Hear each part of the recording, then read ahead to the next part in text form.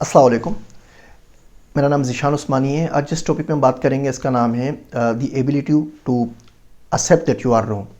If you cannot accept that you are wrong, that it was your mistake, if you cannot say these words, you cannot be a scientist, you cannot be a teacher, you cannot be even good human being. आप एक अच्छे बाप भी नहीं बन सकते, उस्ताद भी नहीं बन सकते, शोहर भी नहीं बन सकते। अपनी गलती को मानना और उसका एतराफ़ करना बड़ेपन की निशानी है। याद रखिए, जो फ्रंटियर्स होती है ना नॉलेज की, जो पीक होती है, वहाँ पे आजिज़ी बहुत ज़रूरी चीज़ है। अगर आप में ये आजिज़ी नाम की चीज़ नहीं है और ज़िंदगी भर आपने अपनी अना का टोकर अपने सर पे उठाया हुआ है, तो आप आगे नहीं सीख सकते। जिस दिन आपने कहना छोड़ दिया कि आप अपनी गलती तस्लीम कर सकते हैं, ये खूबी आप में नहीं रही, उस दिन आपकी लर्निंग रुक जाती है। हमारे माशरे में हम लोग सॉरी नहीं बोलते। गलती हो ना हो, एक अलग कतई नज़र इस बात से, इस पर बात नहीं करते, लेकिन सॉरी बोलना एक बहुत बड़ी काबिलियत है, एक बहुत बड़ी एबिलिटी है। बहुत से लोग ज़िंदगी में आए जो सॉरी नहीं बोल सकते। वो कभी गलत भी होंगे तो नहीं बोल सकते कि जी मैं माफ़ी चाहता हूँ, मुझसे गलती हो गई। जब आप माफ़ी नहीं मांगते तो इसका मतलब ये है कि आप अपनी गलती का एतराफ़ नहीं करते। जब आप अपनी गलती का एतराफ़ नहीं करते तो इसका मतलब ये है कि जो कुछ भी आप समझ रहे हैं वही सही है और किसी और का सच सच हो सकता है, ये बात आप मानने को तैयार नहीं है। एक अजीब सी आपको बात बताऊं, पाकिस्तान में हमारे माशरे में जितना नुकसान सच ने पहुंचाया है, शायद उतना नुकसान झूठ ने भी ना पहुंचाया हो। हम हर वक्त बिला वजह, बग़ैर ज़रूरत के, जहाँ नीड भी नहीं होती वहाँ पर भी सच बोल रहे होते हैं। आपसे किसी ने पूछा नहीं, आपसे किसी ने मशवरा नहीं मांगा। जिस बंदे को आप सच सुना सुना के ज़लील कर रहे हैं, उसके आप मेंटर नहीं हैं, उस्ताद नहीं हैं, माँ बाप नहीं हैं, उसको आपकी कोई ज़रूरत नहीं है, तो आप क्यों बोल रहे हैं?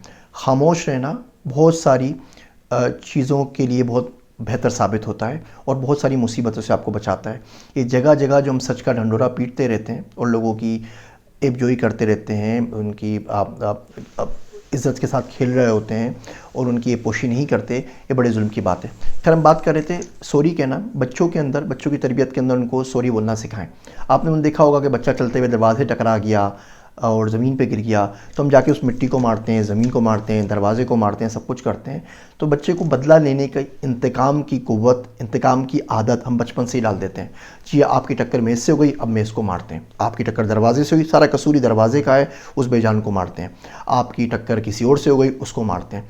भाई, आप उसको समझाए ना कि बेटा आप गलत चल रहे थे, आपका कदम गलती से उठ गया, आपकी टक्कर हो गई, तो उसका तो दरवाज़ा अपनी जगह पे लगा हुआ है ना, उसका तो कोई नुकसान नहीं है, मैं इसका कोई कसूर नहीं है, कसूर आपका है। आप उसको सॉरी बोल दें। चलें, आप सॉरी ना बोले, आप उसको माफ़ कर दें। मिसाल के तौर पर मान लिया कि जी मेज़ का कसूर है, तो बोले कोई बात नहीं यार, उसको थोड़ी सी फॉरगिवनेस सिखाते हैं, उसको सिखाते हैं कि माफ़ी कैसे दी जाती है, माफ़ कैसे किया जाता है। बोले इसको माफ़ कर दें और आइंदा बेटा आप ख्याल रखिएगा। ना ही बच्चों को बचपन से माफ़ करना सिखाते हैं, ना ही बच्चों को बचपन से माफ़ी मांगना सिखाते हैं।